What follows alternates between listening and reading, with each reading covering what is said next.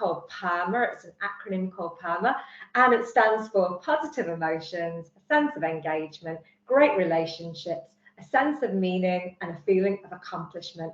And the idea is if we get each of these 5 things, we're going to thrive personally and professionally. Yeah, our question to you and to each other is, where have we seen this work really well? Where have we seen cultures that are rich in PERMA? And where have we seen cultures that are really lacking in these things? And what are the consequences to that and of that? So I'd like to ask Ed, where have you seen this working well? Where haven't you seen this working well? And what happens as a result? Yeah, no, I love it.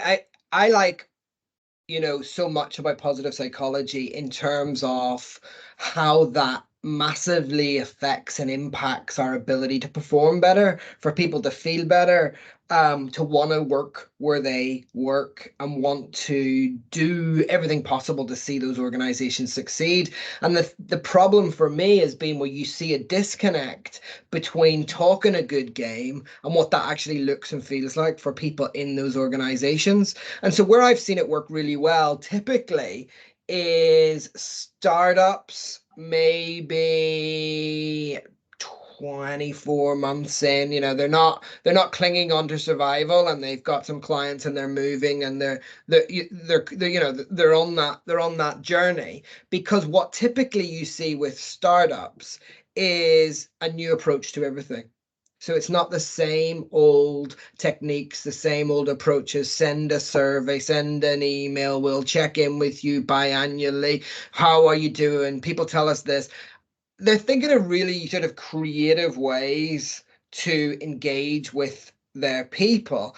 And to compound that, not only are they being creative about it, but they're being employee-led. And I think what we often see with larger organizations is a prescriptive approach to engagement. We will send you a survey. We will invite you for comment. We will ask you to do. We're going to send you a newsletter. I don't want a newsletter. We're going to send you, I don't want it. So what do you want? How do you engage? What tech do you respond to? How do you like to receive it?